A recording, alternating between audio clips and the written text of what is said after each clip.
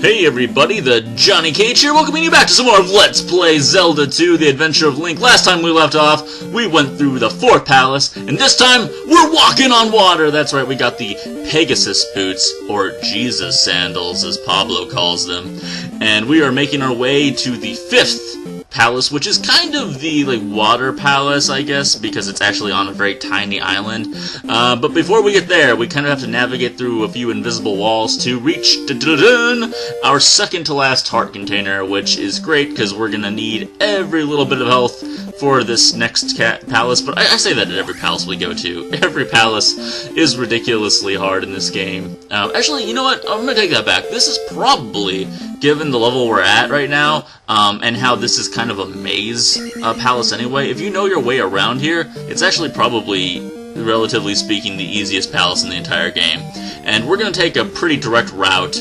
I'm just going to kill a few things maybe off the beaten path, but really there's no need for us to go any further with the grinding that we already have. As you can see, I got my attack up to level 7, and it's really, the grinding in this is really easy, so much easier than people scream about. I love this. In the beginning of the palace, they make you use the fairy spell. It's like, really worried about your magic, huh? Well, I don't mind if I take about half of that away right in the beginning. That's great of you, game. Really appreciate that. But the grinding isn't so bad. I had mentioned the area with the Tektites where I like to level grind myself, and around there, it took me about 15 minutes. I should have timed it exactly. It took me about 15 minutes to get 5,000 experience. And that's really, you know, the highest level in the game is going to take from getting level 7 to level 8 attack, and that's going to require 8,000. So it gives you an idea of really, the grinding, especially on this eastern continent, really pretty easy stuff. Here we got some of these damn Medusa unicorn heads again, but as long as you stay on a straight path like that, they're really not that hard. It's when you have to jump up and down that they become a real issue. Speaking of things that aren't an issue anymore, check this out.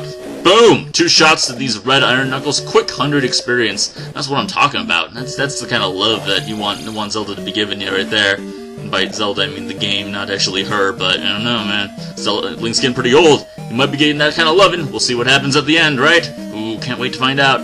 So right here, as I mentioned before, it's very maze-like, and we're also going to run into these orange Wizrobes, I guess. I don't know. They're not really that threatening at all. But there's a lot of dead ends here. So we're just going to stick to the path because I've got it all mapped out for me. So if you see me take any time trying to figure out where to go, it's because I've mapped this whole thing out ahead of time. Right up here, we need to get this key, so we'll jump up and grab that. Have to deal with some more falling blocks. I was just going to jump right over them. Oh, and of course now that column of blocks starts falling. I was going to jump right over them, but we're just going to take the more Minecraft route, I suppose. Speaking of Minecraft, they just came out with a pretty cool update for it, a week ago. I haven't really played around with it much, but I always want to get back into Minecraft when they come up with a new update. But it's like a big redstone update, and you can do some just crazy stuff with it that I don't even know if I fully understand everything you can do with it, but I don't know. Whenever there's a Minecraft update, you just kind of got to get back into it. You really do. That game is still so much fun. It's really held up well, and I mean, I've been playing it since 2011 or 2010? I can't even remember anymore, but it's been a long time. It's changed a whole hell of a lot in that time, too, which is great. Unlike some games, I know when Terraria came out, the creators were saying that they're going to constantly update it, it will rival Minecraft, it will be better than Minecraft, but, ultimately, not so much. People lose focus, and they want to move on to different things, and, that's where you have to give Notch a lot of credit, because he stuck to his guns, and really stuck to making a really awesome game like Minecraft, and kept at it. So, I'm sure it's still paying off for him. I'm sure people are still buying it all over the place. But anyhow, back to Zelda and his escapades. There we've got to grab every key that we can pretty much find. And we got our little sorcerers that shoot their little fire on the ground. They're tricky. They do give you 200 experience, though, which is great, because I don't think there's another enemy in the entire game that's a regular enemy that gives you that much. But even at level 7 attack, I'm not sure about level 8, but at level 7 attack, it takes 2 hits to kill them. And while you can kill them with the downward thrust, they disappear as quickly as they appear, so it's going to be really tricky to get a kill in on them. But if you get one, more power to you. I just wouldn't recommend grinding there. They'll probably get the best of you. Here we got our little invisible wall. Oh, of course, this game would have to pull an invisible wall trick on you. Actually, funny little fun fact there. The the blue iron knuckle that I just killed, he's actually supposed to be, well, in the Japanese version of the game, I should say, he's the Horsehead, who was the boss of the first dungeon, or first palace, and he makes his return there. But for some reason, in the American version, they gave us a blue iron knuckle. Honestly, I think blue iron knuckle's more difficult, but I don't know. It's funny, because whenever we as Americans, or any, a lot of Canadians, I'm sure, watch my videos, I know Bidu Danuto do, maybe Uto does, who knows, but a lot of people always assume that Japanese games are so much more difficult, and it's really kind of a misconception. I mean, a great example of that is go play the Japanese version of Battletoads. Oh my god, the Japanese version is just, it's enjoyable. It's genuinely an enjoyable game, and some people will argue that Battletoads is enjoyable regardless, but I don't know. Me, as a guy who's literally owned Battletoads my entire life, I really don't consider that to be an enjoyable game. You beat it just to say that you've beaten it, and then you put it on your shelf and you never touch it again. Yes, that's the best thing to do with Battletoads, in my opinion. But speaking of awesome games, I have so many awesome games that I want to be playing. I've got so many ideas running through my head on games that I want to as like kind of like a long haul. I don't know how else to describe it, but just like a game that can like continually be ongoing, that doesn't really have an end to it. So I've been thinking of some ideas for games, especially games that would be genuinely like, really entertaining to watch, and develop like a story over time with. But we'll see. I've got a couple ideas. Right down here, the statue I just passed does normally have a red potion in it, but up here we've got dun dun dun dreaded blue knuckle again, and I swear, I've fought these guys, probably close to 100 of them in the time that I've been playing Zelda 2, and I can still not, it's so rare I beat these guys without taking a hit. They're just a pain in the ass, but at least at level 7 attack we can take them out in 4 shots, so that is very convenient. And right here we get what is kind of hard to look at and understand what it is just by the picture, but it's the flute, which we also, another fun fact, we got that in the 5th Palace in the original Legend of Zelda, first quest to be exact. Doesn't exactly act as the way, well, I mean, it more or less does, I guess. We only use it for one thing, yeah, just one thing only, in this. You can't even use it for any other purposes, but I mean, in the original Legend of Zelda, you just used it to kill that weird, circular orange blob eye monster, whatever the hell he was, I don't know. Anyhow, we'll wait for these sorceress ladies and the dreaded wolf head return, although this area can be a real pain in the ass, but if you just streamline it, I mean just this hallway in general, just streamline it, downward thrust off the wolf heads, you can get through it pretty easily. I don't know, I normally don't get caught up with those sorceress chicks. I think they're chicks, I'm assuming they are. I don't know why, but I am. Not the way that like Wizrobes seem to like cut you off in the last palace. Those guys always just get in your way, and it doesn't help that you're playing it on or I'm playing on an emulator. I'm sure many of you would if you give this game a try as well. But then when you have the recording over it as well, you can't really see them like flashing in and out, or like phasing in and out. It kind of makes it a little more difficult, but we'll worry about that. I'll say we'll worry about that later on, but no, we have to worry about that right now. That is a real worry. Let's see. Oh, in real life, fun, I actually got a job offer the other day, so woo, yeah, not being poor.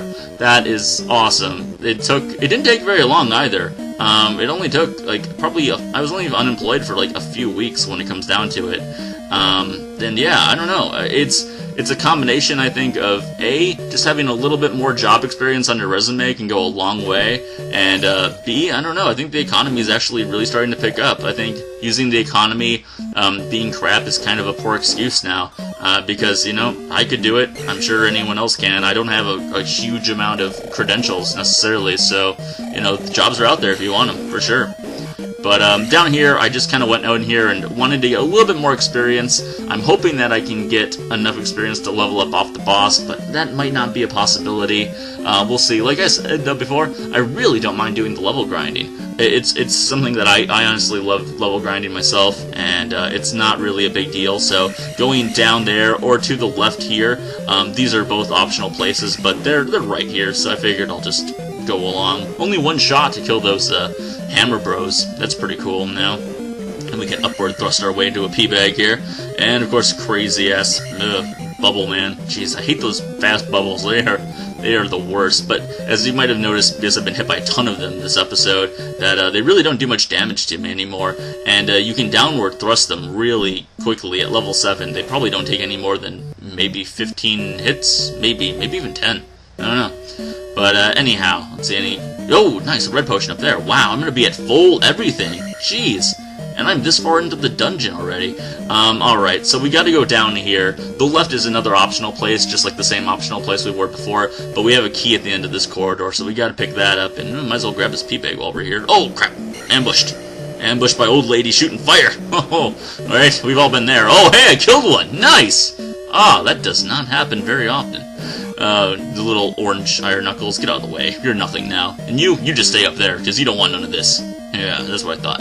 Anyhow, but down over here, oh, close encounter with a blue iron knuckle. Well, we'll just throw a shield on. Shield is so inexpensive, magic-wise, at this point, that the only reason you really don't want to cast it is if you are trying to save for using your life spell, or, you know, you just literally don't want to, you know, use up the rest of your magic for whatever reason. I don't know. There's not much of a reason to, because it takes up less than a bar of magic now whenever you use it, and that's pretty nice. It's really nice that shield ends up paying off a lot, and it's the first magic you get, too, which is really helpful. It's a shame they couldn't make life a little bit more helpful of a spell, though. I mean, if they could have, like, cut down on the magic cost of that spell just by a little bit, you know, maybe like a fourth, it would have made this game much more fair. I mean, this game is not the most difficult game I've ever played. Probably not even the most difficult game I've ever Let's Played.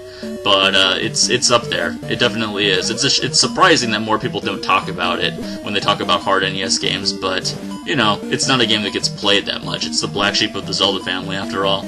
So, one more blue knuckle guarding the boss here. And, we'll see if can we get a red potion here? Nope, don't fall down the stairs, Link. That would be bad. No red potion, jeez. Alright, we'll see how we do here. Going up against this guy who's, I think his name's Guma? I don't know, it's a Japanese kind of thing. There might not be an English pronunciation of it, but you must have the jump spell on. Because the way this guy attacks is he's got ball and chain, and you might be able to see like one frame of him throwing it out as far as he can, but, oh jeez, no, don't, this is bad. Oh, damn it, no, seriously? Oh, and that was such a good run. Ugh. You know what, though, I'm at the boss, I'm just gonna go for it. Yeah, that's kind of like the same way that it went when I played Dr. Wily in Mega Man 1, because when he throws out that ball and chain, the way that I'm looking at it now as I'm doing post-commentary on this, it actually goes out further than it looks. It goes out quite a distance, which is why you need to have the jump spell on, and not to mention this guy, it's kind of hard to judge if he's going to go forward or back. Even with the shield spell on, he does a ton of damage to you, but this is a guy where if I would have practiced him, you know, he really is not that difficult. I'm just really sucking it up here. So, oh jeez, don't rush him. Yeah, don't try to get 2 shots in him either. It just does not seem to work. So, I would not risk it, considering the amount of damage he does. Okay, there you go, down to 1. Yeah! There we go, alright. Oh, and I'm not even gonna get the level. Oh, jeez. Oh, off by just 433. Damn. Oh well, that's how it goes sometimes. Honestly, I'm probably just gonna level up until I get a level 6 magic, and then, I don't know, guys, I might honestly just get a game over. I know that kinda sucks, but the next palace is really difficult. It's gonna be the most difficult palace that we've been through so far. Oh wait, we do get level 7 magic. I'm sorry, I was just completely blanking there. I might get level 8 life or level 8 attack, but anyhow, we'll see what I do. I might just get the game over, because, yeah, things are going to get rough. But even if I do get a game over here, getting this far, getting past the 5th palace with only 1 set of lives, even though I grabbed a lot of 1-ups, that's still a personal record for me. So, I'll take it. Anyhow, guys, thanks a lot for watching. This is the Johnny Cage. Subscribe, like, comment if you have not. Talk to all of you awesome people later on.